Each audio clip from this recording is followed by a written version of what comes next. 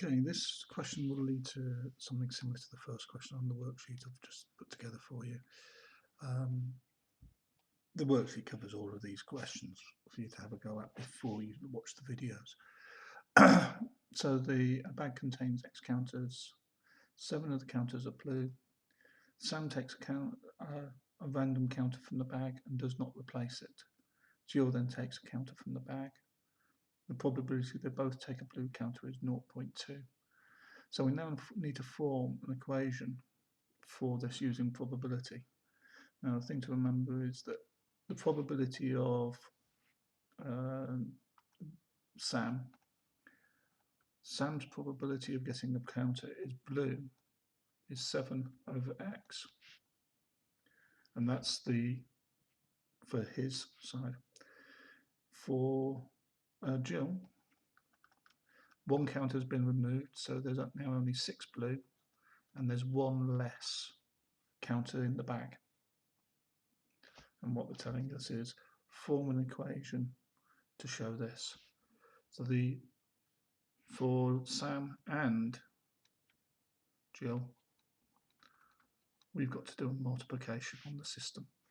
So it's 7 over x multiplied by 6 over x minus 1, and that is equal to the probability of counter being 0.2, and I'm going to turn that into a fraction. That's where that came from. Just changing the 0.2 to a fraction. Now we multiply through, top and bottom, so we've got 7 times 6, which is 42, and I'm going to multiply by the 5. That gives me my 210 that they wanted. Yeah, so 42 on the top multiplied by 5.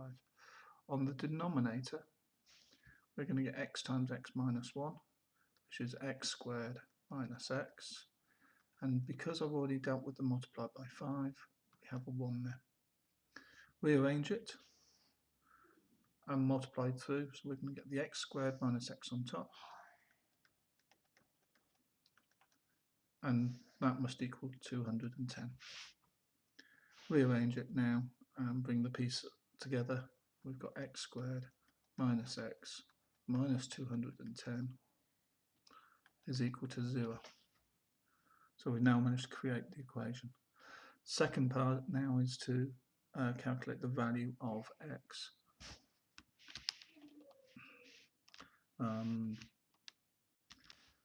Just have a quick look at it. Let's think. You could use the quadratic formula, but another thing to think is the two things multiplying must be very close to 210. So two things that are close to 210 multiplied to give us 210 must be close to the square root of 210. So let's see what that is. That looks like between 14 and 15.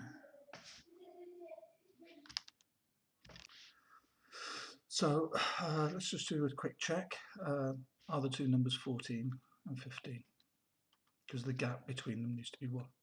Yeah, it's 210. So we know the two numbers. One's x, 14 and 15. We want the number to go down to be negative, so the larger number needs to be the negative one for that one. So the different signs for that sign, and the negative one is bigger to give us this sign. Now there's only one of these which gives me a positive solution, because remember we are counting things, so x must be greater than 0. And when we look at the two brackets, the only time that happens is when x is in this bracket, so x equals 15. That's part B. You can solve it by using quadratic equations, but notice they've given us the equation. Because they've given us the equation, you can use that to answer the second part. So you don't have to lose all the marks even if you can't form this equation.